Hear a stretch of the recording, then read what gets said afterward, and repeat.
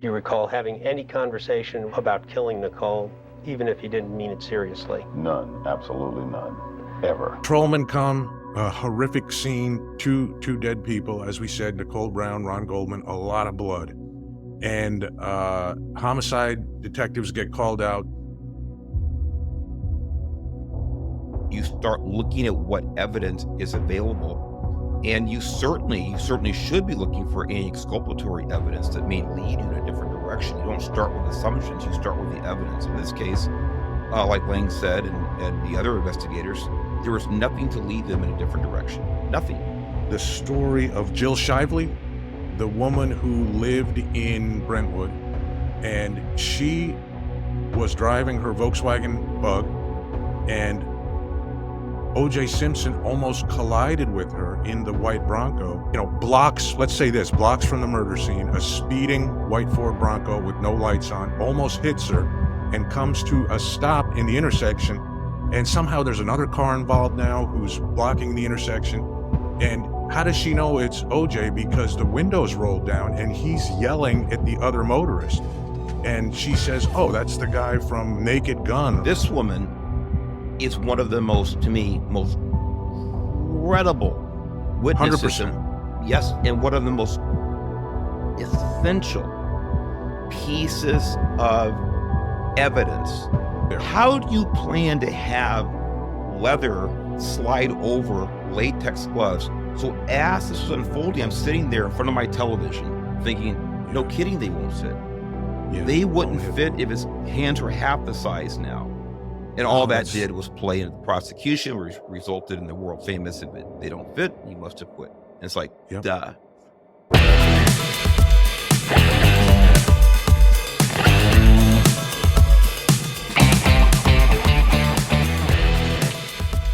Chief, big day today. Big day today, Chief. It's a, let's call it a dual platform podcast, right? Yes, very exciting. On your podcast, Your Leo Nation. It's going to be on Truth Nation. And when we're doing something like that, you know it's important, Mark. So what is the topic today? The topic is the infamous OJ Simpson and things that surround the story of OJ Simpson. Yeah, definitely, you know, at the time and we're getting to jump ahead a little bit, but just some important facts. At the time he went to trial for the murder of Nicole Brown and Ron Goldman, it was, Mark, the longest criminal trial in the history of the state of California. And I don't think there's been one longer since. I could be wrong about that. But, you know, crazy trial. Turning back the clock to 1994. So what was interesting is the case really changed a lot in the criminal justice system. And part of that, I guess this was kind of the first big criminal trial after the Rodney King case in Los Angeles. That had something to do with it.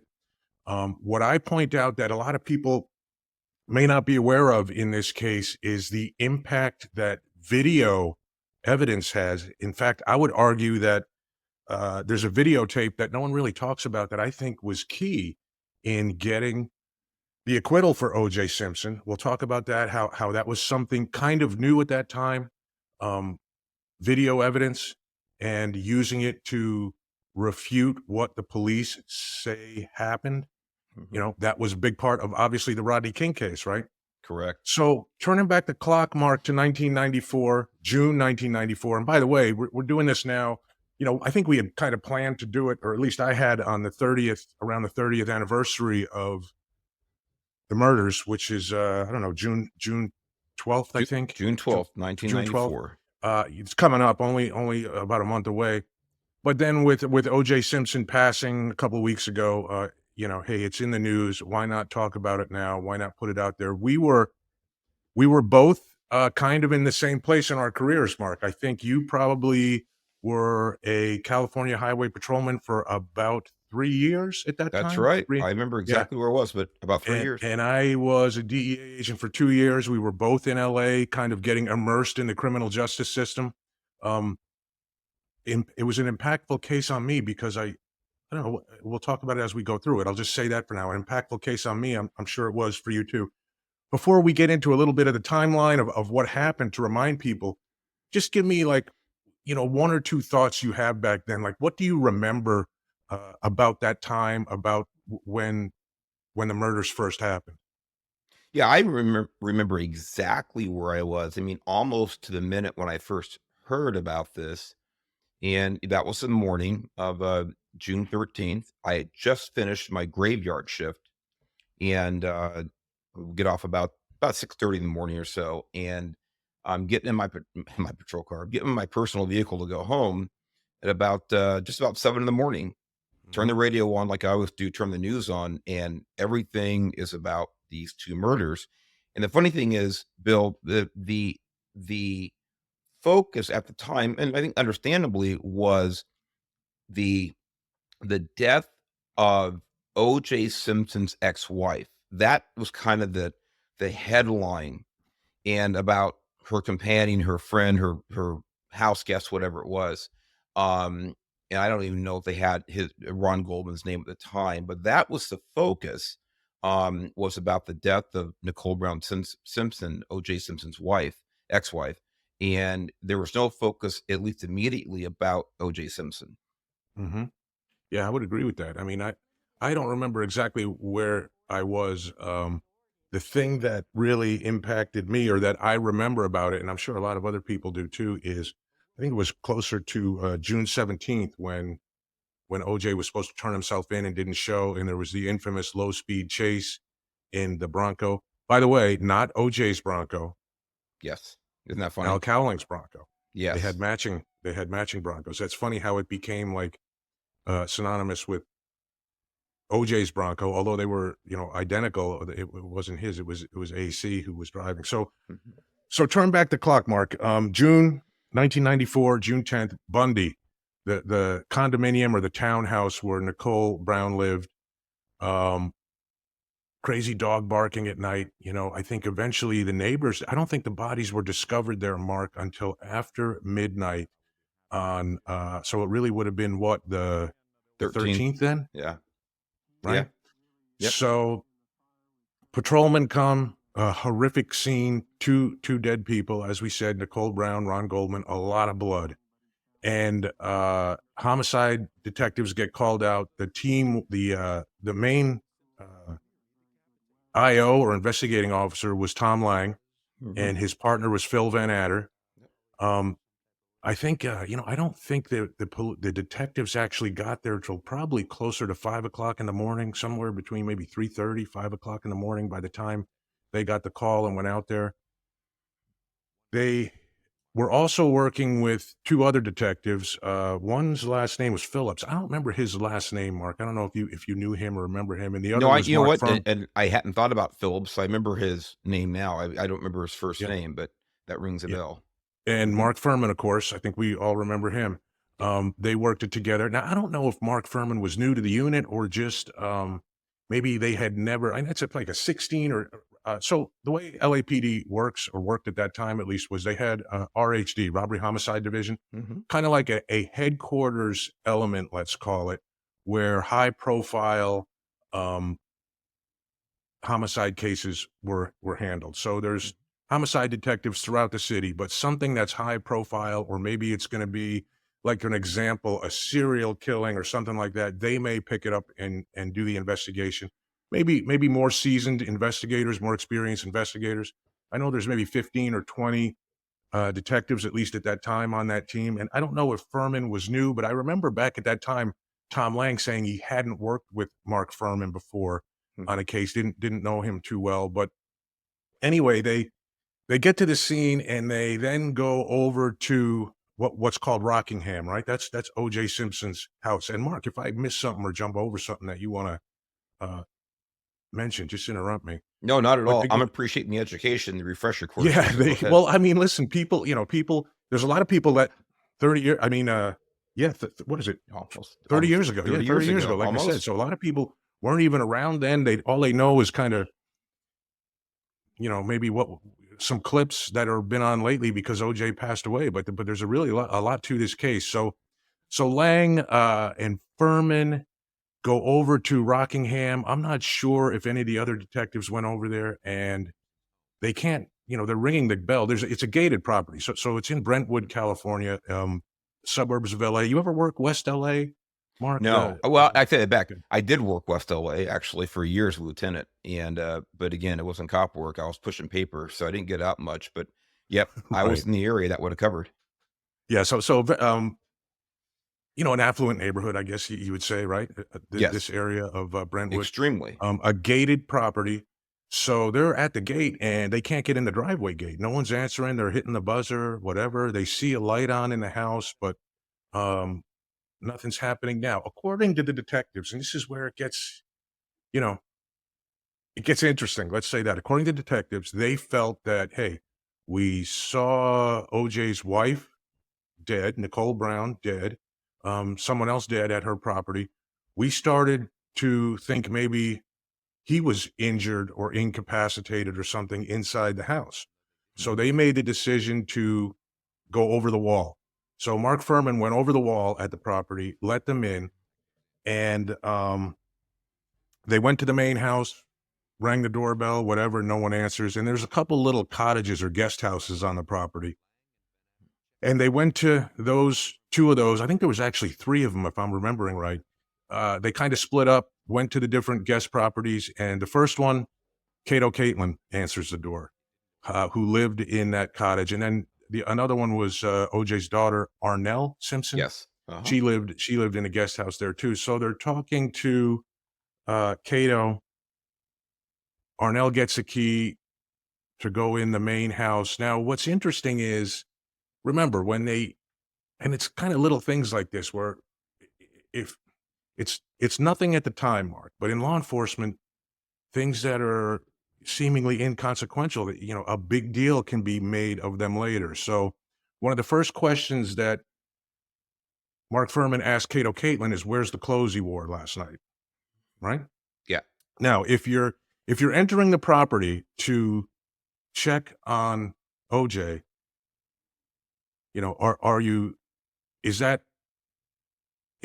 I guess what I'm saying is that statement that they're entering the property to check on OJ, does that jive with then encountering Cato and asking him what clothes he wore last night?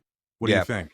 So it's when you look at the totality here, we have a 30,000-foot view, a 30-year perspective, things like this. Like you said, Bill, almost any argument can be made on almost any piece of evidence, almost. Mhm. And the first thing I want to say, I want to be completely transparent about this, even at the time, so to speak, a week later or a week later, a while afterwards, when we found out that LAPD had gone over the wall for what we would call a welfare check. Hey, we're going to go Mhm. check on OJ because his ex-wife's been murdered and things like this. We can't get a hold of him. This is kind of suspicious as far as a safety issue is concerned.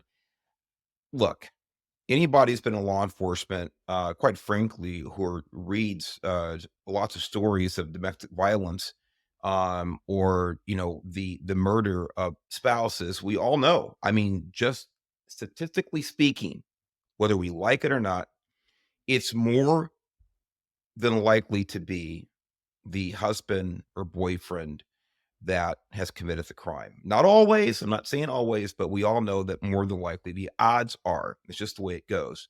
Um, and so for LAPD detectives from robbery homicide to say that they only went over the wall for a welfare check for Mhm. OJ, I wouldn't call it disingenuous, but Yeah. I don't think it's completely accurate. Let's put it that way. I Mhm. think the more accurate statement was, listen,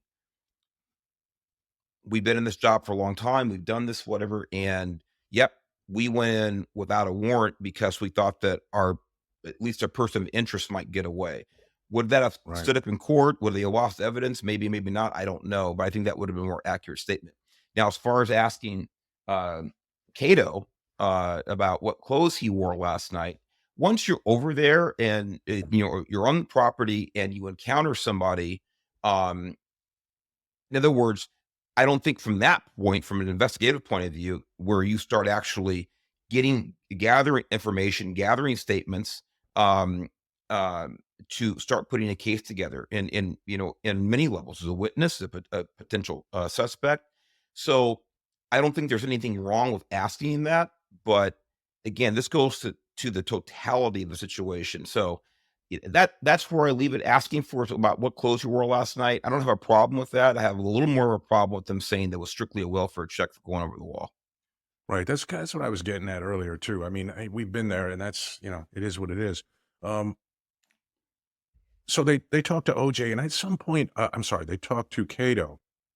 At some point, Cato mentions hearing like a noise, bumping into the wall or something like that, Three and bumps. 3 bumps, he three said. bumps.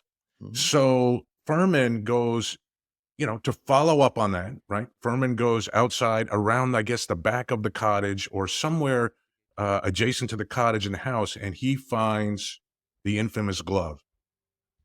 He's by himself when he finds it.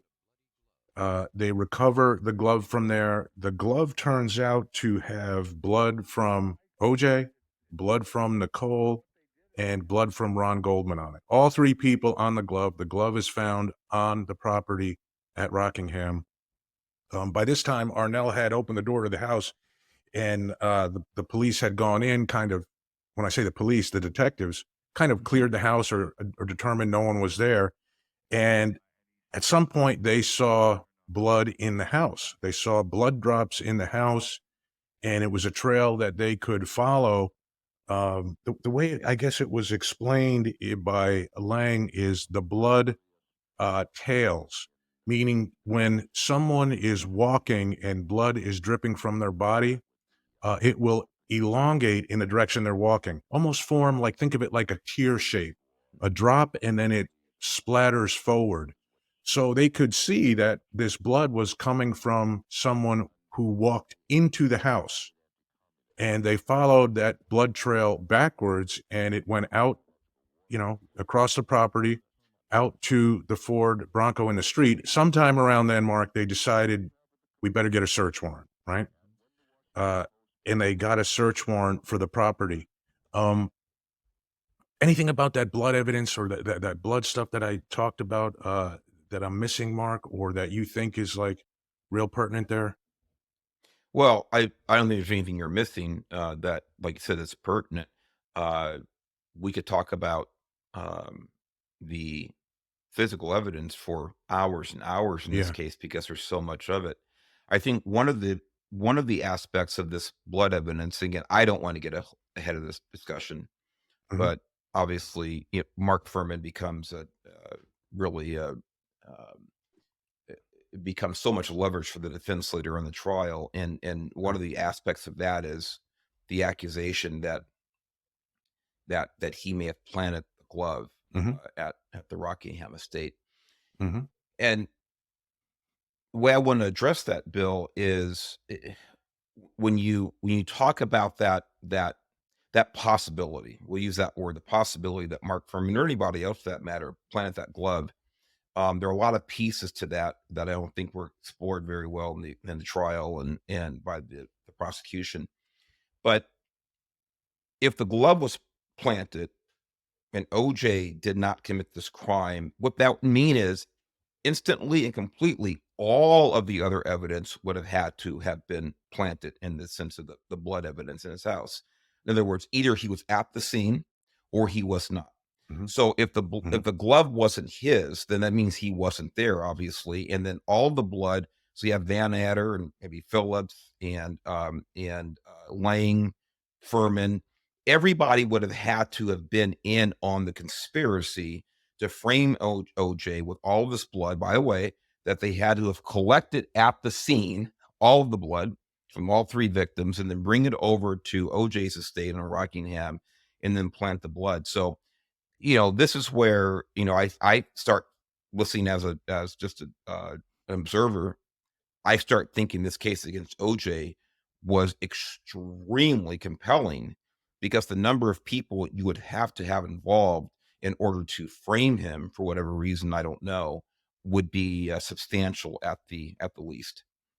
Yeah, and I think when we get to the point of talking about the trial and the acquittal, I think um, the prosecuting attorneys, a lot of this probably lays on their lap. I mean, there were mistakes all around, Mark, and part of it was just what was happening in the world at this time, and things that were in the jury's mind. but yeah, it was the prosecutors decided to really bank on the DNA evidence and not really even introduce some of the other evidence that was out there. So back to the scene at Rockingham, I think Lang calls OJ, who's in Chicago. He had flown to Chicago the night before. And you know what? The one thing that I remember about that is what Lang said is that OJ didn't even ask about the kids, right? So OJ, he and Nicole had children that lived with Nicole at the Bundy Street, condo or townhouse. There was, you're calling someone telling him that his ex-wife died and he has kids with her. He doesn't even ask about the kids. And I don't know, Lang made it sound like he didn't even ask really how it happened. Exactly. That Right? was Am the I right point I about wanted that? to make. He didn't Yeah. ask how it happened. And I would love for everybody watching and listening to this podcast to do your best to put yourself in this incredibly traumatic situation. You get a phone call about a loved one who has died, whose life has been taken. We'll just say who's died. And you don't ask what happened. In other words, put yourself in that state of mind as best you can. You get a call and you don't ask, well, what happened? How did they die? Was it a medical incident? Was it a car crash? Was it, were they killed? Were they murdered? Nothing about that. I've made, I don't know how many death notifications. I don't know Mhm. how many death notifications. Mhm. And when you walk to someone's front door at 2 o'clock in the morning, knock on the door, you Oh, yep, listen, my name's, Officer Garrett, Sergeant Garrett, yep. Lieutenant Garrett, whatever it is. And I need to sit down with you and give you some bad news. And so you tell them almost every time, and they seek California Highway Patrol. So I mean, most people think, okay, it's probably a traffic accident, but they still say, what happened? They ask Right, specific questions. Where was it? How did it happen? Did he live for a long? Did she live? Did she die? I mean, all these specifics. OJ did none of that. I right. think that's another. It's so telling. I'm so glad you brought that up, Bill. That's very telling. I mean, hey, I'm always cautious, Mark, as you know, using someone's reaction to something as quote evidence, unquote. But it is telling, man. You can tell something at least about someone by how they react to something like that, and that's really at the least it's extremely strange that he wouldn't ask any questions about it and just came back home. So I think Lang actually went back to the Bundy location, took that crime scene over. Van Adder was kind of running the Rockingham crime scene, and OJ got back relatively quickly. So it was sometime the afternoon after later in that day. Let's say it like that. He got back to LA Mhm. later in the day, and I remember the interview, the first interview that Lang did with him. It lasted 32 minutes. Mhm. And I just remember the 32 minutes because that was OJ's number playing football, number 32. So I always remember that it was 32 minutes. And I think, I think Lang said it just in that interview, he had three different excuses for how he cut we didn't talk about that. So OJ had a cut on his finger. And even No, on the no. He had recorded, 2 cuts, 2 oh, okay. fingers.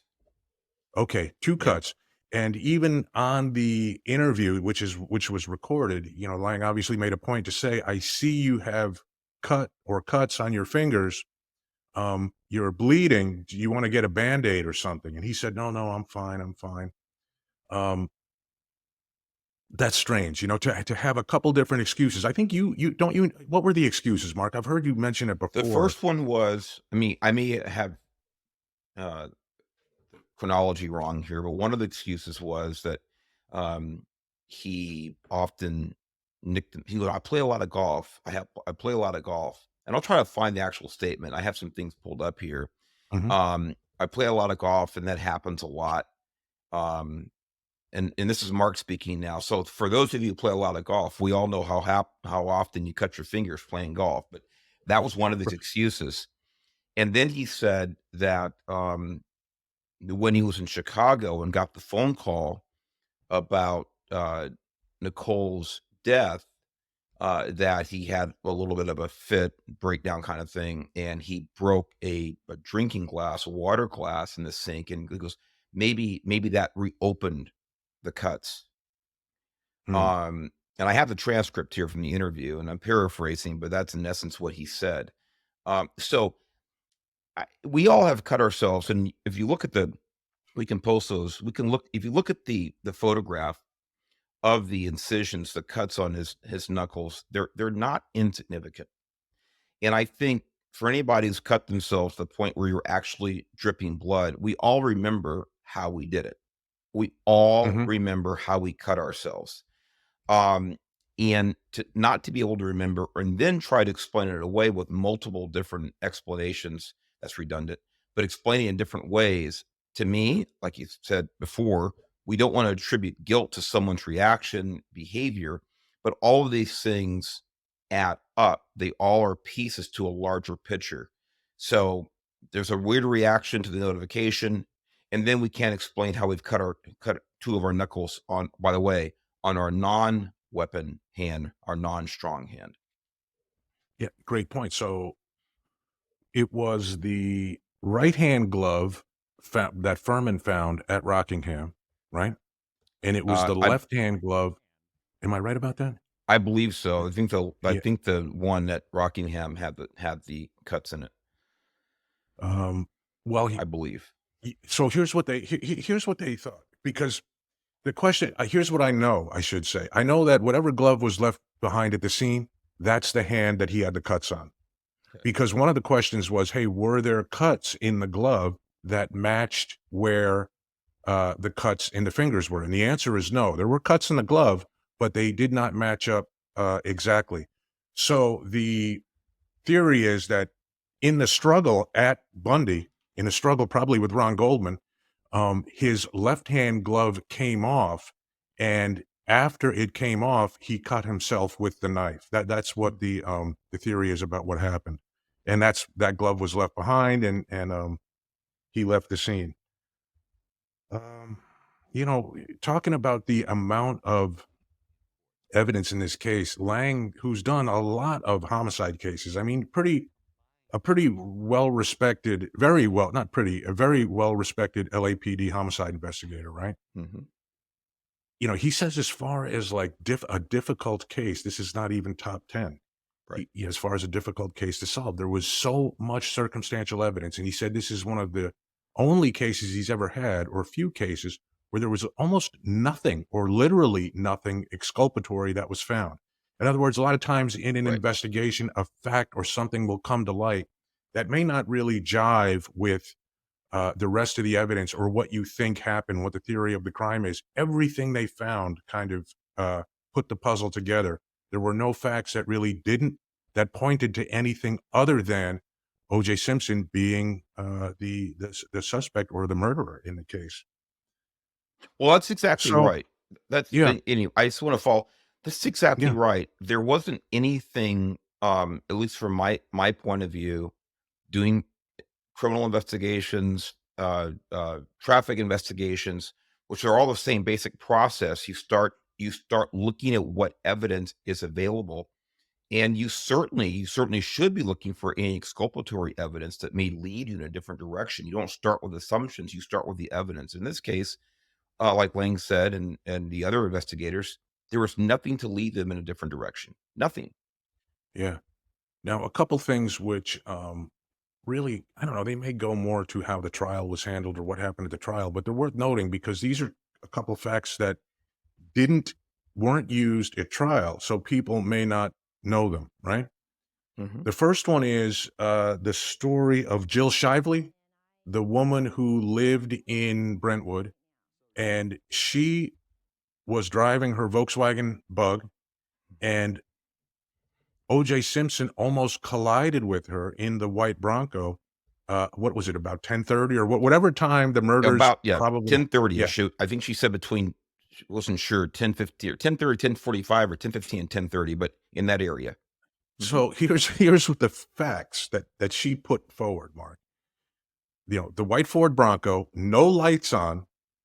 See, I have the exact streets here. You may know better Uh, than me. I actually So have it here. Um, East on San Vicente approaching Bundy, and you got it. I get it. If you're not in West LA, that doesn't mean anything to you. But yeah. um, blocks. Let's say this: blocks from the murder scene, a speeding white Ford Bronco with no lights on almost hits her and comes to a stop in the intersection. And somehow there's another car involved now who's blocking the intersection. And how does she know it's OJ? Because the windows rolled down and he's yelling at the other motorist. And she says, "Oh, that's the guy from Naked Gun," or whatever the movie was that he had just done, which was I think out in theaters or had just been out in theaters. Yeah, I mean, a few And years before, but it's pretty famous. okay, Yeah. so in her mind, she even writes down what she thinks is the license plate. I think she transposes a couple digits on it or something like that. Mhm. What does she do when she gets home? She calls the police and she reports a drunk driver, a drunk OJ driving the white Ford Bronco. And there's a discussion about, well, did he hit you? Were you involved in an accident? Like, what exactly are you reporting here? And Mark, how would that work when someone's back then, not Mhm. today, but how would that work back then when someone's making a call? Now, I get it. This is LAPD. This isn't Highway Patrol. Right. But when someone's making a call to report a drunk driver, when there's no um, accident or what would have happened to that? Because I guess Well, it was recorded and they had a record of it, but how would that normally be handled? Any idea? yeah, I can tell what goes on today. Again, 3.5 years ago since I retired, but generally what happens if we get a call, and now you have to understand, back then, cell phones were this is why she had to call when she got home, Right, because most people didn't have cell phones in their cars at the right. time. Now, the 911 calls about impaired drivers are ubiquitous. They happen all day long, or certainly all night long, but all day long as well. And but what would happen today if the highway patrol gets a 911 call behind a drunk driver? The first thing is, of course, they say, listen, don't follow the driver because we don't want you to be involved in an accident and for your safety. License plate, direction, speed, things like this. And the way we'll see if we get a unit in the area to intercept this vehicle, and that's probable cause enough right there. We have a citizen calling in, this person's weaving all over the place or driving erratically, then the CHP can make a stop just based on that, do an investigation, and take the appropriate enforcement action if it's needed at all. But back then, this person had to go home, use their landline, and call it in. There's not much any law enforcement agency can do at that point because we have no idea where Mhm. this person was driving. Even if you get a license plate, you still have to put someone behind the wheel. So an officer has to see them driving the car for the most part. There are a lot of exceptions, but I'm being general Right. here for time's sake. So there's not much that they're going to do. They're not going to go over to the person's house, knock on the door where you're driving your car, because it's a very difficult case to make for a misdemeanor DUI. So that's about what happened. But I do want to talk about this, or just say Mhm. this. This And there are a couple of things, Bill. This is one of them. This woman is one of the most, to me, most credible witnesses, and 100%. yes, and one of the most essential pieces of evidence, because there was nothing in this person, as far as we know. There's no motivation other than, hey, there's someone dangerous out on the highway, and I'm hoping that you guys, LAPD, can prevent him from causing harm to someone else. The only Mhm. motivation from this lady's point of view was a public safety motivation. That was it. It was completely pure. It wasn't after the fact. She didn't call the DA after OJ got arrested. Hey, I saw some things that night, because those things may not be as credible after the fact. Mhm. This was before anything was known about these murders, and she puts a white Bronco with a guy who looks like OJ within the vicinity during the time frame of these murders. She even said she recognized his voice when he was Oh, yelling at the other motorist. mhm, She even said she recognized his voice from TV commercials and from the movie that he did. yeah, So she then, that's a great point, Mark, that I remember, the police even commented to her when they maybe I should go in the right order here. So late I guess the next morning she's talking to her mother or some relative, and she learns about the murders. And she says, man, that's interesting because I saw OJ just down the block from there. And then she calls the police back and leaves like another message for them or something. And they end up coming out and interviewing her, contacting her. And to this day, she has the business card from the police officer with the license plate of the Bronco on there that she wrote down, that day. When she was talking to him, I guess she wrote the license plate down on it or something. She had written it down. By the way, in the car, she had written the license plate on a piece of paper, what she thought the license plate was. And that's a great point, that she had no motive. She had no criminal history. The police even commented to her, like, you've never even, when they came out to interview her, they said, hey, we do a kind of a background before we even came out here. Like, you've never even gotten a parking ticket. What's your story? What happened? So extremely credible. They didn't use her at trial because she sold her story to hard copy for $5,000, Mark. And that pissed off Marsha Clark. But I think sometimes you just have to say, hey, we're going to eat it. We'll eat that part of it at trial. That's right. You at least have the very important fact, which you mentioned, which is she called before anyone even knew there was a murder.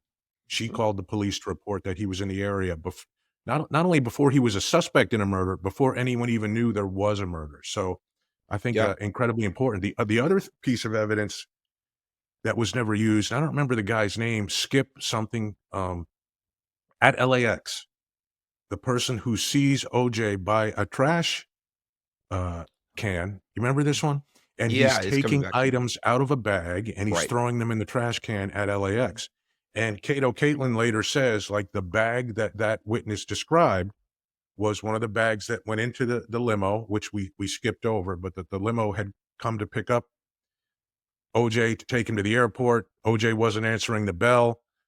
There's no Ford Bronco there. The limo driver drives around the block, gives it some time. 15 minutes later, the Bronco's there, and he makes contact with him and picks him up. So when they're loading the limo to go to the airport, Caitlin's there, and he goes to pick up this bag, and OJ says, "No, don't touch that. I'll get that." Mhm. And OJ takes that bag, puts it in the limo, and then at the airport, there's a witness that sees him with that bag, taking things out of it, dumping them in the trash. And by the way, the murder weapon, Mark, never found, right? Right. The clothing that he wore, never found. So it was disposed of somewhere, and probably at LAX before he ever even got on the plane. And man, I guess this is pre-TSA also, Mark.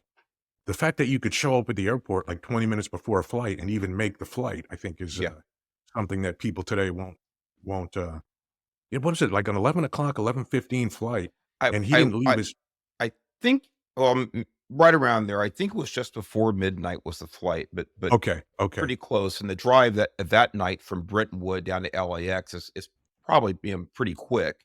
Mhm. I'd say maybe, Bill, maybe you can make it in 25 minutes, you think, from Brentwood down Right, to LAX, give or take. right. Something I want to say about this, about credible witnesses, and you touched on it with the limo driver. He is another person who I find, I mean, a lot of people won't say gloss over it, but his testimony, Bill, it wasn't very, you know, salacious or uh, intriguing, but I think it was so solid. And his testimony is that he had gotten there in time, the time that he was supposed to get there to pick up OJ to take him to the airport, and he rang the gate bell once, twice, three times, and OJ, no one answered. And eventually, and by the way, when he pulled up, he saw no Bronco outside. There was no Bronco in the street when the limo driver got there. He testified to that. And after a while, I can't remember the time frame now. I want to say it's 10:45, something like this. He sees someone crossing the driveway. He can see into the property. Sees someone That's right. crossing a driveway in the property who appears to be about 6 feet tall. And this is almost the same time that Kalin testifies that he hears the noise up against his wall there in the property. So you have these two independent people testifying that they either saw or heard something or someone at the same time. And what's so important here is that when the limo driver pulls up to the property, there's no Bronco, because if you look at the property, you can go on the website, you go on the internet and see the property, see the map. From where the limo driver pulled up, he's coming down one street, he can see the other street, and there's no Bronco there. But the next day or later that night, early the morning the next day, the detectives find the Bronco parked on, I think it's on Rockingham, but either street there. It wasn't there according to the limo driver. Again, here's someone with there's no motivation here that I could discern other than, hey, here's what I saw, take it or leave it. Right. And when you add up no Bronco on the street, the same time parked on the street, the same time the other lady says that she sees OJ Simpson and recognizes his voice a few minutes down the street.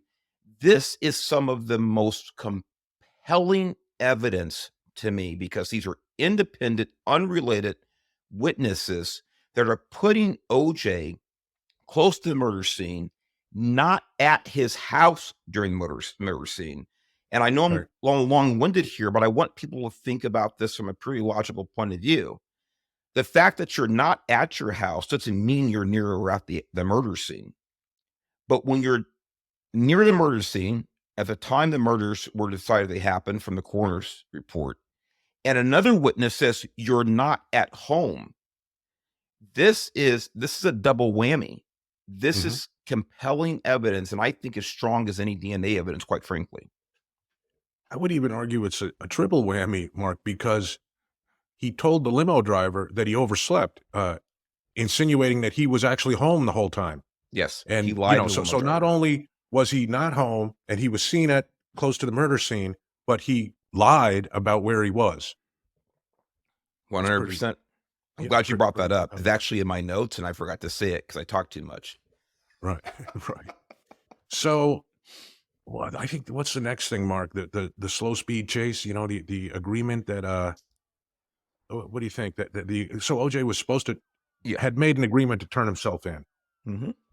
I think the detectives really wanted to go out and just arrest him, kind of low key. Yeah. But the brass apparently decided to have him come downtown to Parker Center, turn himself in, and he no-showed. Right. And I remember the news that day. They were kind of statements about, where is he? He's a fugitive. He hasn't showed up. And somehow, I got to get your perspective on this, because I mean, CHP was following him most of the time, right? Yeah, Mark? Orange County Sheriff started in CHP. Matter of fact, the Highway Patrol officer, and I don't think I knew him at the time, but there was a Highway Patrol officer who got in the chase and was the first person over the wall into OJ's yard. You can watch that video from any number of sources. But yeah, we were involved. So, do you remember how he was actually located in Orange County in the car? There was were it some phone calls that he was making, or what was it?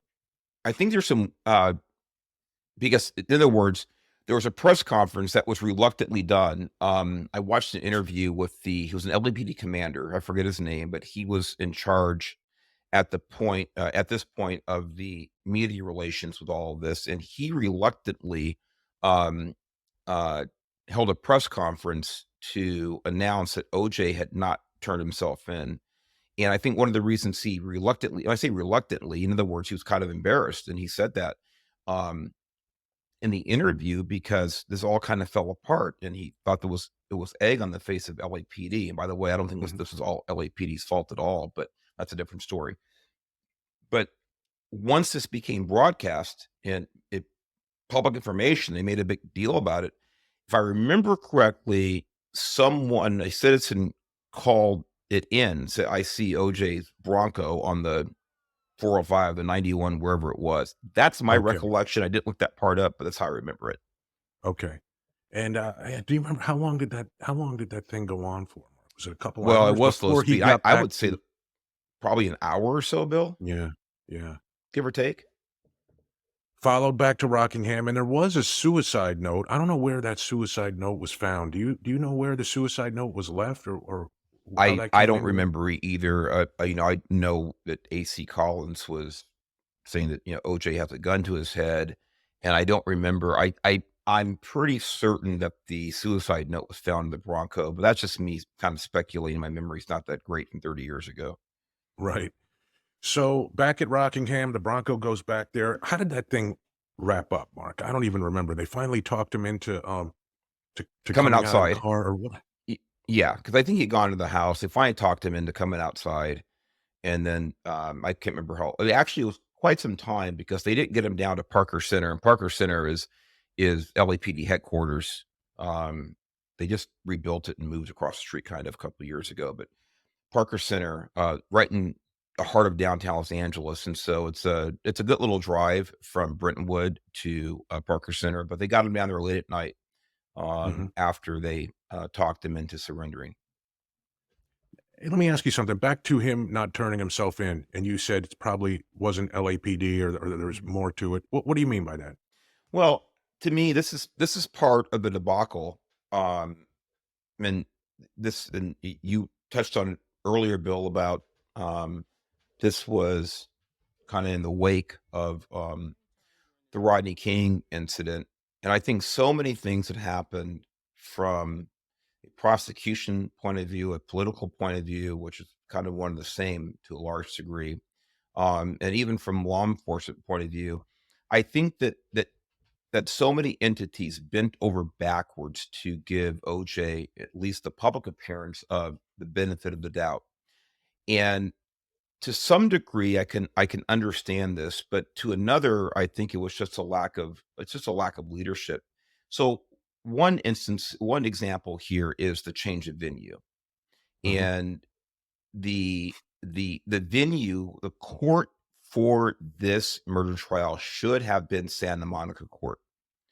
For those of you who don't are not familiar with Southern California, Santa Monica, of course, on the right on the beach, right on the water, the very west end of Los Angeles County, and that court would have covered the geographic area in which OJ lived in Brentwood.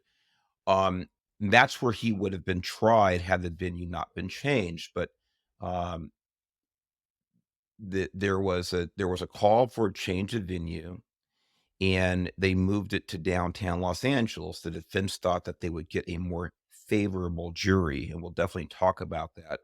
And that strategy obviously played out just the way that the defense wanted it.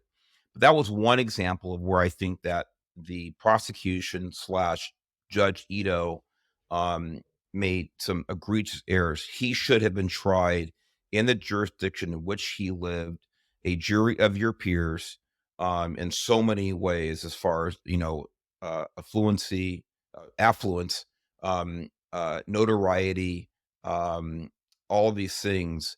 Where he was tried, it really was not a jury of his peers. The the second part of this is it's similar, but in any other case that you and I can think of, Bill, Mhm. had any law enforcement agency felt that they had this kind of evidence to ask a suspected double murderer to turn themselves in, they wouldn't. In other words, if the evidence was that Right. strong that you say, this is our guy, as far as we're concerned, as far as evidence, you would issue an immediate warrant for his or her arrest. I don't know of any other case like this where a suspected double murderer or murderer or rapist, or you name any number of felonies, hey, turn yourself in. Those things do happen, but almost always they're of a nature of a non-public safety issue. Financial crimes, fraud, things like this, maybe. And those things happen, but not in a case like this. It's another example where I think we're, in this case, where LAPD was saying, listen, we're going to treat you with kid gloves, OJ, and we want everybody in the world to see that we're doing this. This, all in my mind, has to do with Rodney King, because the DA, LAPD, of course, law enforcement in general, uh, everybody got a bad name in that case. Hmm. And they wanted to write this with these types of tactics to make it look like they were treating him beyond fair. Hmm. Yeah, that's interesting, and I agree with that. Um, I guess we're up to the trial, right? I Mhm. think a decision was made, which the detective, and I don't know, to hear the detectives talk since, they talk about the prosecutors not being very communicative with them and explaining what the strategy was going to be. And you have to be on the same page, right? I mean, you and I know that when the prosecutors and the investigating officers have to be on the same page and have to share a common understanding about how the case is going to go forward. They're not always going to agree. I think when a few weeks back we talked to Joey Esposito, the former chief deputy at the LA County District Attorney's Office, and he talked about that. He talked about the necessity to have partnerships and communicate with the investigating agencies and be on the same page with them. Mhm. The prosecutors made the decision. Now let me ask you: the case was moved to from Santa Monica downtown. Was that not a function of just RHD doing the case, or like, you know, or so how did it normally work? If because when I looked at it, I thought, oh, this is a high profile case. They're going to want it basically next door to the DA's office, and robbery homicide is a block the other direction from that prosecutor's office. Or is that just why they didn't? Is that why the prosecution didn't object very much to it? Maybe. Well, What's your it, feel?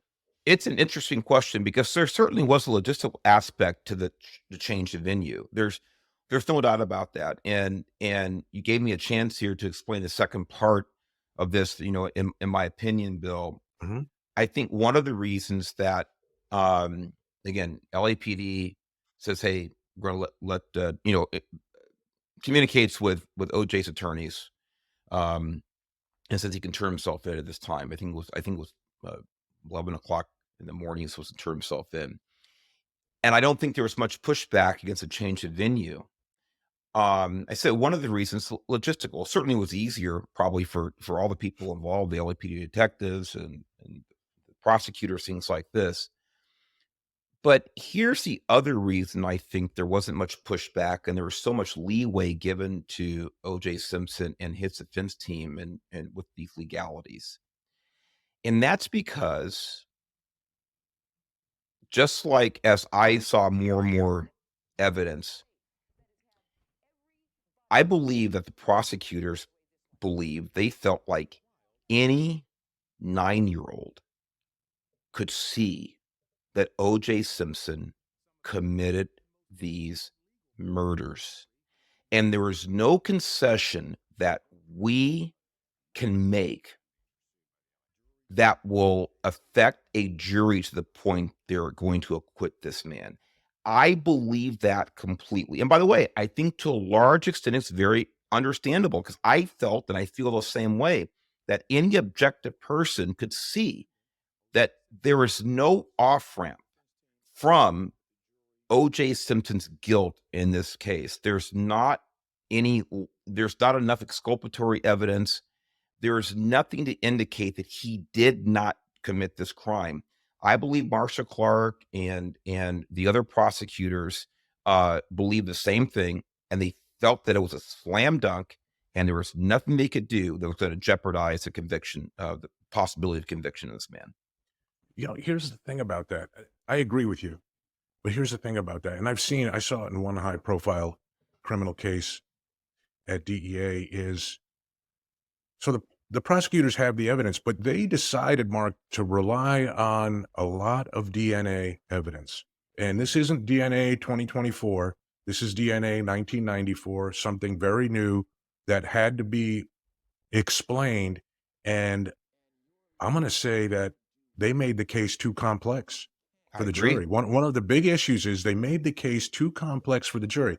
And here's and I'm interested to hear if you ever encountered this or have examples of this. I do, where we do this for a living, right? We look at evidence from a case and we can assess it right away and say, this is a solid case.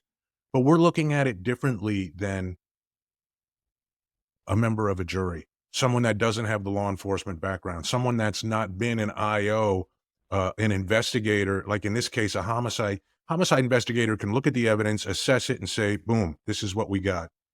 Very difficult to take that, in my opinion, and transfer it to the minds of a jury in a way that they can easily understand and comprehend. And a lot of times, unfortunately, it's taken for granted that that's going to happen, and that just doesn't happen. The facts as they're seen by a detective or an agent or an officer and taken for granted almost as indicating one thing, it's sometimes, don't take for granted the fact that the prosecutor can successfully explain that and pass that expertise and knowledge onto a juror so they can say, oh yeah, we see that, we understand that. Um, is that something that you encountered ever where there's things that cops take for granted that are actually very difficult to explain and for jurors to make sense of? Well, yes. And I'll say this, Bill. I think that a lot of times, and listen, there are a lot of times that I got done with a trial, and I'm thinking, how did the prosecutor mess this up? In other Mhm. words, this is in this, you know, th- he, she, they made it so difficult, and this, there's a much more efficient way to explain something. Um, I think in this case with the DNA, and I do think that it was very complicated. As I watched it, but I think at the time, Bill, it was a double-edged sword. It still is, I think, because DNA can prove or disprove um, something. But at the Right. time, DNA, even though it was still brand new, it was still out there. And the question was, which side here, the prosecution or the defense, who was going to be the lead with this? Who was going to take this and drive the case with the DNA? Because it was going to pop up one way or the other. There's no doubt about it. It was going to come up. And so I don't think the prosecution had any choice other than to use it. Now, having said that, um, I agree with you 100%. They made it so complicated with, and I'm watching this, and I'm getting a headache. Um, on my days off, I'm watching the trial like everybody else. I was very interested in it, and then I said, "Look, I believe the guy did it, but man, you're talking about this and PCR and blah blah blah, blah, blah, I blah, know. blah, blah." Yeah. Very very complicated, and I think eventually the eyes of the jury probably were glazing over on this evidence altogether. And here's what happened, Mark, because of, and you mentioned it already, because of the Rodney King sentiment, especially toward LAPD, they didn't want to put cops on the stand to bring evidence in.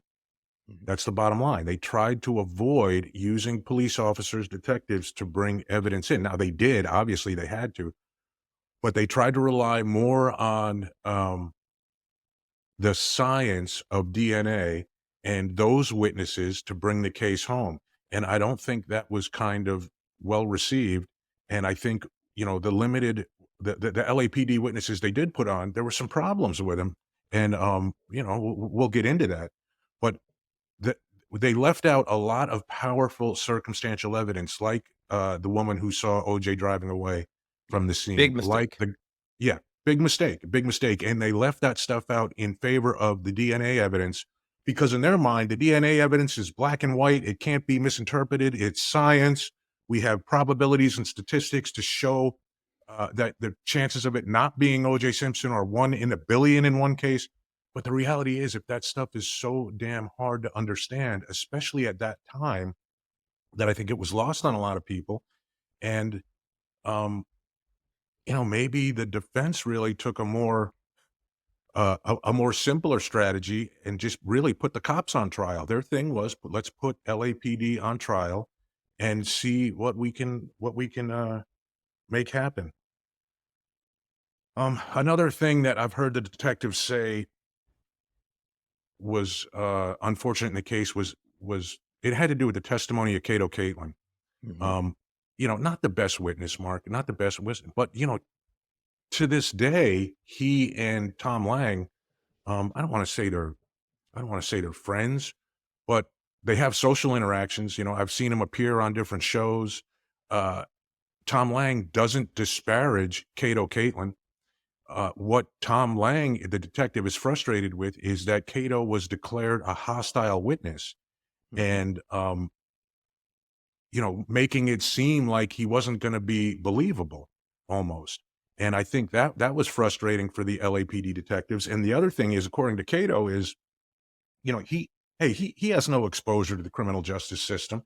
In his defense, he got prepped, and then he got prepped by the prosecution. He was called by the prosecution as a witness, and then, according to him, Marcia Clark kind of went off script and started asking him stuff that they didn't prep for, and he just wasn't prepared for that. And Right. hey, I've seen that happen with law enforcement people, Mark, when the trial prep is not good, and testimony can go off the rails pretty quick. So I don't know if you had any thoughts about Cato or his contributions at the trial, or what happened at the trial with him.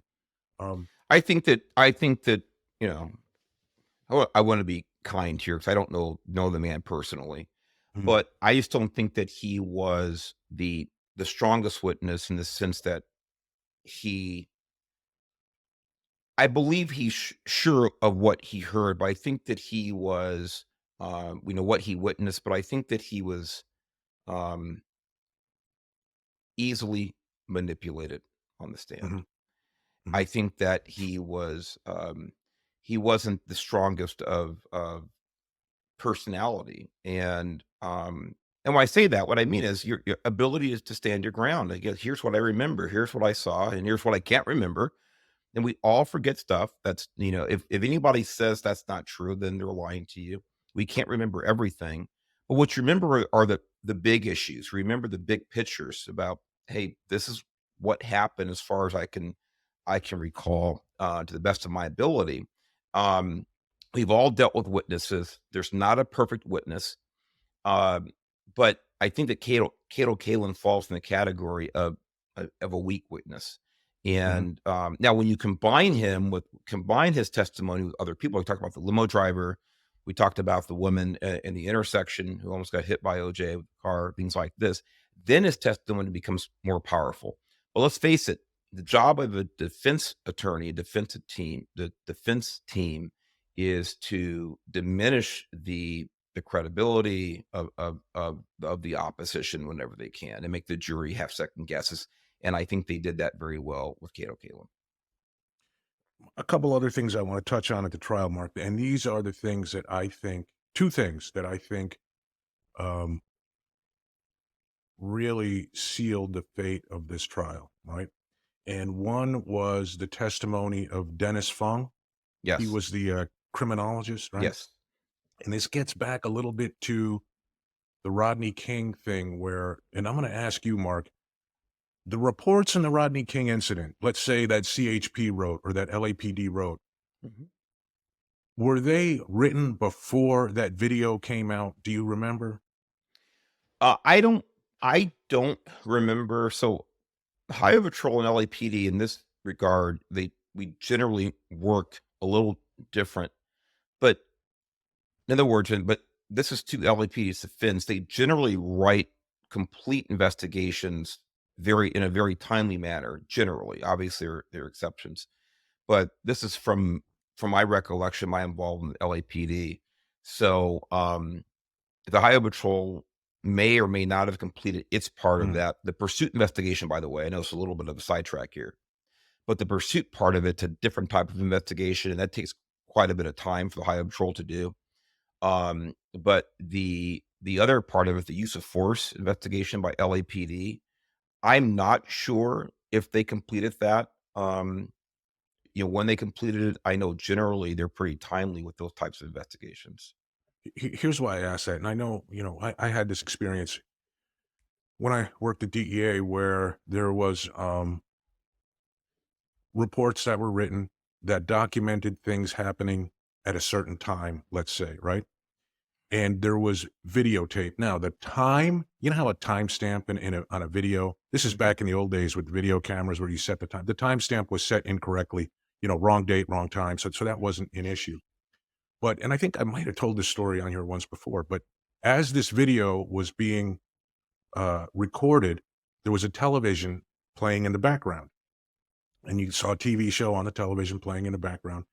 The defense actually subpoenaed the network that was showing that particular program and got the raw run of that program. So they were able to say what specific time, down to the second, that scene that was on the TV played. And that did not match with the times that were in the report that was written.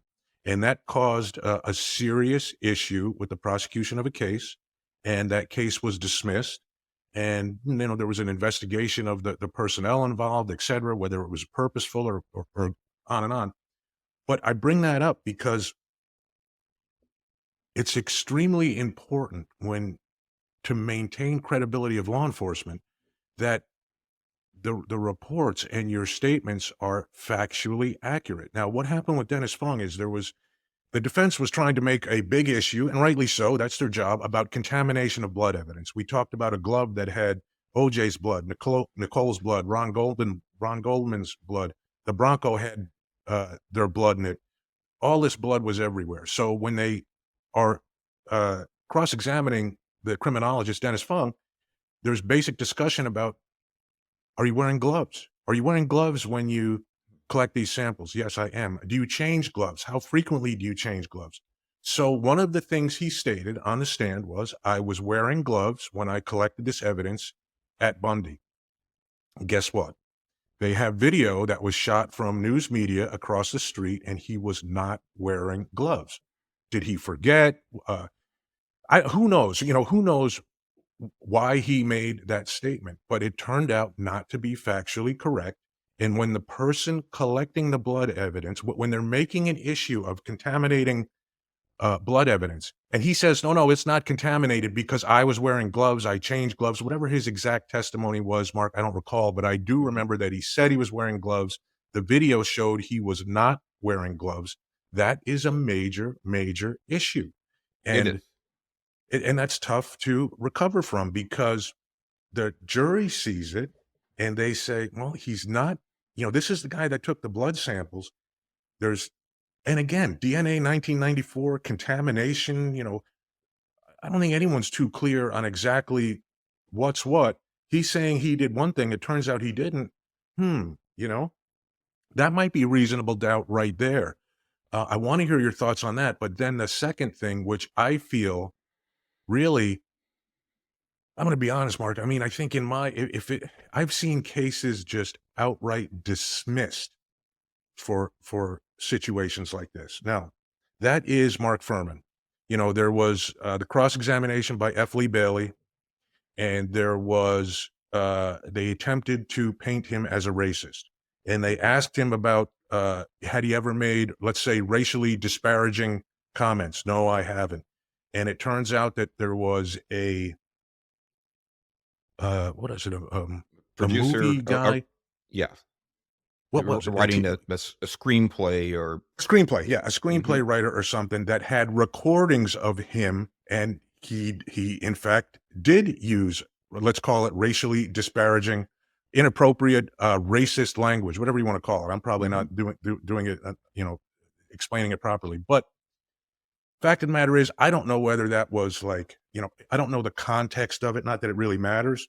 But was it a fictional thing that they were working on or whatever? But also in this screenplay thing, he talked about how easy it would be for a police officer to get away with murder, and a couple other things. When he's asked, Mark, have you ever did you plant evidence in this case, in this homicide case, or in any other homicide investigation? And what does he say? I take the fifth. Right.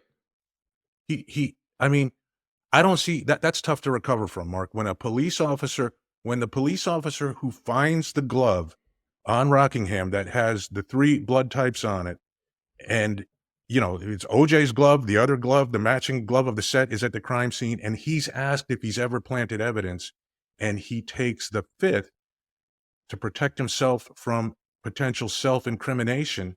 Right.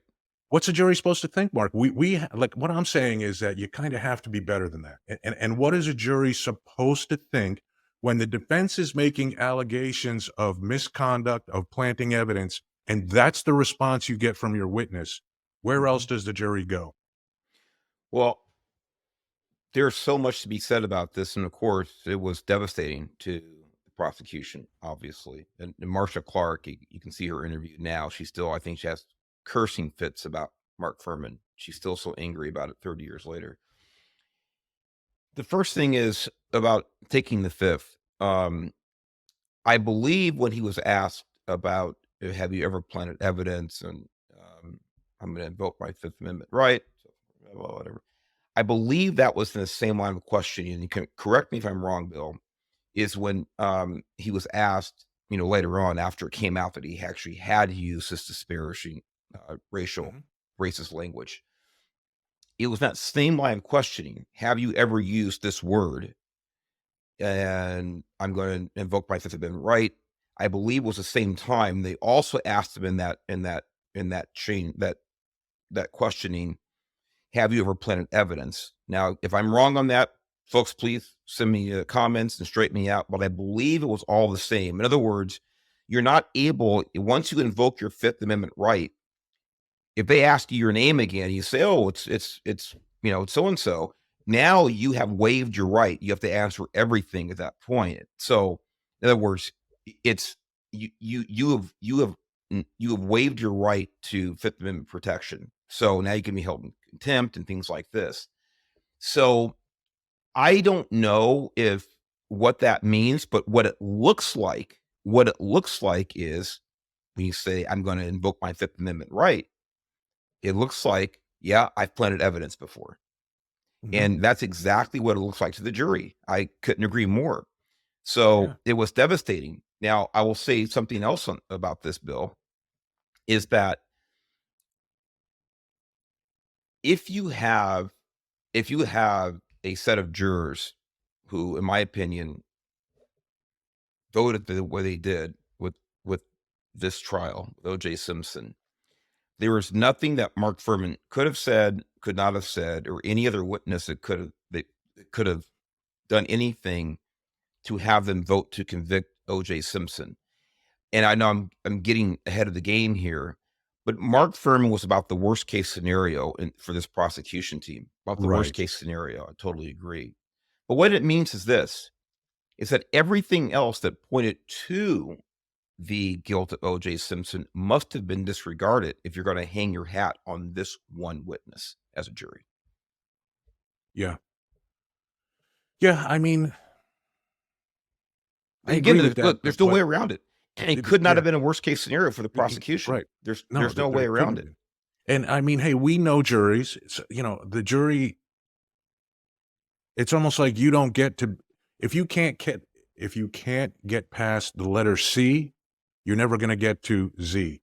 And I think that, when the defense says, here's what we say happened in this case, and the witness plays right into it, I mean, it's hard to get past that. It doesn't, what I'm saying is, it doesn't matter how much other evidence there is.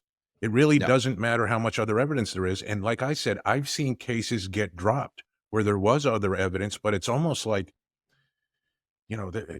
it's so bad at that point that they're just going to cut their losses and move on. So I think that those two pieces, the criminologist and Mark Furhman, as much as we want to say, hey, like you just said, Mark, like you're saying, hey, the jury would have acquitted him no matter what. I don't know. I can't say that, because what I'm saying is the prosecution made it pretty easy. The way the case was put on, it made it pretty easy for them to acquit. And I don't think they got to a lot of the other stuff either by choice or because they just couldn't get past these bad witnesses. I don't know. To talk real quick about where the specific corruption allegations were, and there were some kind of weird things that happened, but hey, that weird things happen all the time, and that doesn't mean that doesn't mean there's police misconduct. It's just how an investigation goes. One of the things was blood drops on the back gate of the Bundy residence, right? It wasn't found until 3 weeks after the crime. And, the criminologist, there was a bunch of people at the scene. The criminologist went through everything. They didn't find it till 3 weeks later. That's strange, but hey, that's what happens. And I guess that was OJ's blood. That it turned out that was OJ's blood. Um, the sock there was a sock found in OJ's house, and I don't know if there was not initially blood found on it, and that wasn't realized till later on that there was blood on the sock or whatever it was. And this one, I don't know. This one's a weird one because the defense had a forensic expert testify that the blood stain had gone from one side of the sock through to Correct. the other side, and he said it would be impossible for that to happen if the sock was actually worn by somebody. Right. So his contention was that blood was planted on there. And again, that's a very simple assertion that might resonate with the juror, or it could be the sock was taken off and the blood was still wet, and when it was on the floor, the blood soaked through to the other side. You know what I mean? But I don't know how much the prosecution kind of uh, pushed back or tried to correct some of those things. But anything else, Mark, on the blood evidence where they made Well, the allegations of blood corruptions? evidence, Dennis Fong, I think that is, in other words, this is a really good example for me of a place where the defense legitimately focused on with the lack of wearing gloves, Mhm. or not the whole time. In other words, hey, you said you wore gloves. You say you changed them a lot. Yes, I do. Yes, I did. It's whatever. Well, here's videotape of you not wearing gloves. And that's completely legitimate because it's simply not deniable that it didn't happen. Didn't happen. The question is where is the mindset of Dennis Fong? In other words, if his general routine is to wear gloves and change them, and he's there all day or a couple of days, whatever it is, and then you get a few seconds or even a couple of minutes here and there where he's walking around, he's carrying a bag, and he doesn't have gloves on, could that happen legitimately to somebody? Could they forget that they didn't? I think so. But in other words, it's legitimate from both points of view. I think that he could legitimately forget just out of kind of habit, routine. They didn't have gloves on every single second. I mean, he's carrying his evidence bags or maybe even collecting evidence. He just forgot in between or whatever because he's been doing it for years. Listen, for the longest time, I was concerned after one particular incident that I hope I didn't pick up any type of a communicable disease out of Right, the scene, because I was dealing with somebody who was bleeding profusely, and I was an right. EMT at the time. And the routine, put the gloves on, put the gloves on. And I, quote unquote, always did put my gloves on, always did. But in this particular case, in the heat of the moment, I'm in there working on this victim in the middle of the freeway, and this person's squirting blood all over the place. And I look down, I go, holy crap. I didn't say crap. And Mm. I'm completely ungloved. And here's what's worse about it. At the time, I was racing bicycles, and I had crashed, I don't know, about a week later, and I Oh, had some pretty good wounds on my hand that were open. And so that's yeah, for why for a long time I was worried, oh my God, I hope I don't come down with something. But the point is, it wasn't until like, minutes into the scene where I realized I had not done what I always do. And maybe if I hadn't realized it that second and forgotten about it, or I didn't have the cuts on my hand, someone asked me a week later or the day after, "Do you have gloves on?" I might have said, "Yeah," because I always put gloves on, but in that case, I just forgot. So, right. um, but here's the thing for a jury bill.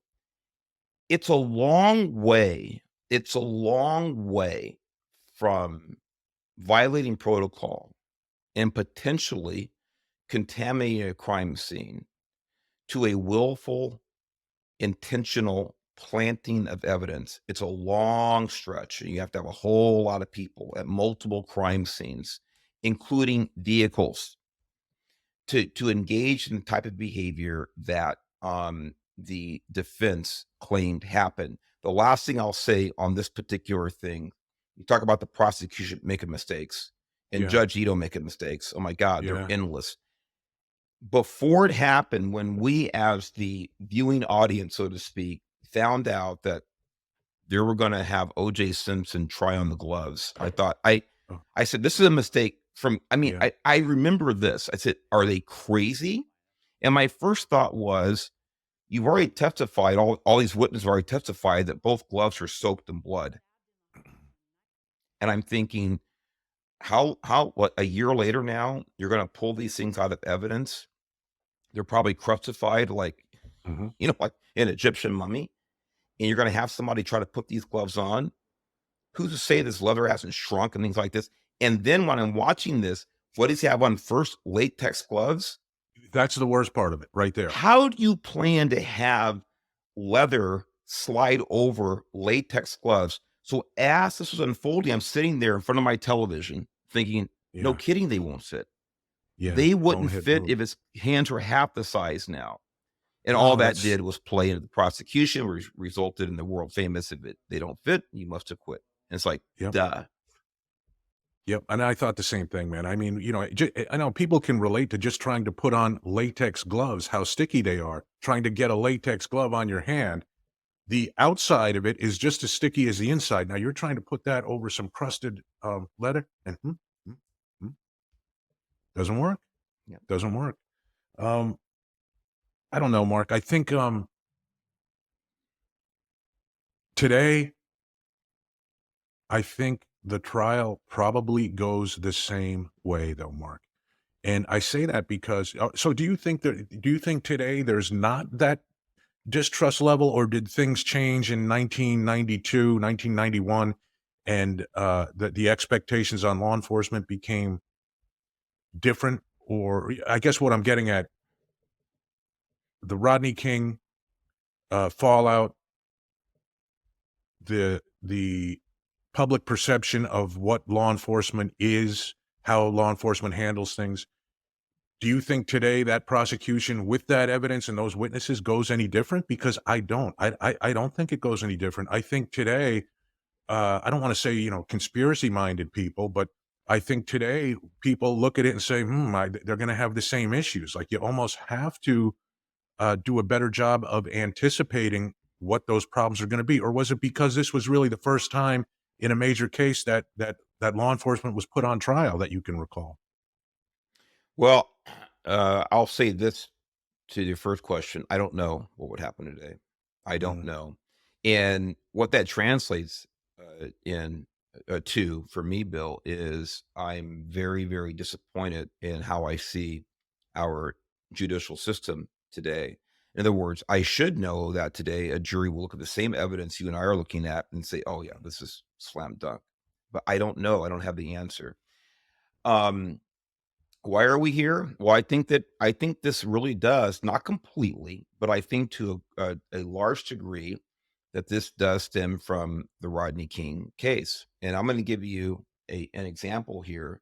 And I've mhm, forgotten her name, but anybody can look at the video of this one juror saying this. So it's mhm. out there, not making this up. But one of the juries admits, she said that 90% of the jurors, the OJ jurors, including herself, voted not guilty as a payback for Rodney King. Mm. Now she said that, and maybe we can put a clip up there, Anthony, Vince, and of her saying that. So we have to assume, based on what she said. Now, again, I guess she can't speak for the other jurors, but she's speaking for herself for sure. And if she's right, that 90% of them felt that way, and then basically that leaves you about 2 or 3 other jurors that you have to persuade. And by the way, Yeah. the story is that there was one juror, it was one white, I believe, female on there. There were 10 women on this jury, and the white female on there was the holdout, if I remember correctly, for a little while, and then finally It was only caved, 3 and hours, then right? Wasn't the deliberation was it only was something like that. It was a matter of yeah. hours. And so, but when you look back, when you have a juror say that I voted to acquit as payback for the Rodney King case, we have to assume that this was a significant change with uh, with potential jurors, and in this case, in this capacity, specifically black jurors, because they're talking about racial payback and in their mind, um, racial injustice that has occurred. And but I got to say this, when I remember again, remember where I was the morning after these murders occurred. I remember exactly where I was when the verdict came in. I was actually in a funeral procession for a retired CHP officer, who unfortunately had died in a traffic collision, ironically, about 2 months after he retired. It was so tragic. And on the freeway that he used to patrol, we were beat partners. And anyway, I was in that funeral procession, and we're driving black and white, my partner and I, and I had a little AM radio carrying in my CHP Mustang. I'm driving, and my buddy Ed is listening to the verdict, and he just says, "Not guilty." And it was surreal. It was surreal. When we got back from the funeral, got back to the station, another black officer, he was walking out of the station. He was a motor officer getting ready to get on his motor. And I'm walking from the back parking lot into the office, to the station, and we crossed paths in the hallway. Didn't say a word. Did not say a word. We walked past each other, and before he went outside, he goes, "Garrett." And I turned around and said, what's up, Carl? And again, just another black officer. And he's sitting like this, shaking his head. He said, "Mark, what have we done today?" And he was talking from the perspective of black people. And I said, "Carl, I don't know. I don't know." And he was prophetic with that question about, in other words, what tone have we set now that is all payback? And it's not to dismiss the horrible injustices that have happened to my ancestors, to my parents, not to dismiss that at all. But the question is, what does any individual now do with the reality that in their own personal lives, or as a culture, as a race, that they have been dealt injustices? What do you do moving forward? Do you engage in the same kind of behavior that you had to fight for forever, for so long, for hundreds of years? Or do you judge people on an individual basis, whether in your personal life or in a criminal sense? Do you judge them based on what they have done, not what their ancestors or your ancestor did or had done for you? And that's exactly what Carl meant when he asked that question 29 years ago now, because that was 1995. And I said, "I don't know." So I still don't know, Carl. I still don't know, Bill, what this means moving forward. I don't know what a jury would do today with the same evidence. It's a little bit hard to talk about because evidence would be different now with technology that we have. But with the same evidence, I am not confident that anybody like OJ Simpson, or the same case, I'm not sure that he would be convicted today. Right. I think you wrapped it up perfectly there at the end, Mark. I don't know how we can really add anything of value after that. The justice system in this country can never be about payback. It has to be individualized accountability for individual actions. And that's definitely part of what acquitted OJ Simpson of the murder of Nicole Simpson and Nicole Brown Simpson and Ron Goldman. Hopefully law enforcement's learned from it, and remembers that a lot of the things, like you talked about the criminologist and how he did his everyday activities and probably wore gloves 99% of the time, but still you have to be factually accurate in what you say, and be able to explain shortcomings and acknowledge them and just move on. And the behavior of law enforcement in this one left a little something to be desired, and especially when a key witness takes the fifth, and the way the prosecution put on the case, the perfect storm from all three sides, I think, Mark. I agree. Folks, that's it on the OJ Simpson case. Follow both of these podcasts, Truth Nation podcast and Your Leo Nation. A lot of topical issues brought to you courtesy of the Chief, Mark Garrett, and I. Thanks for listening, and we'll see you soon.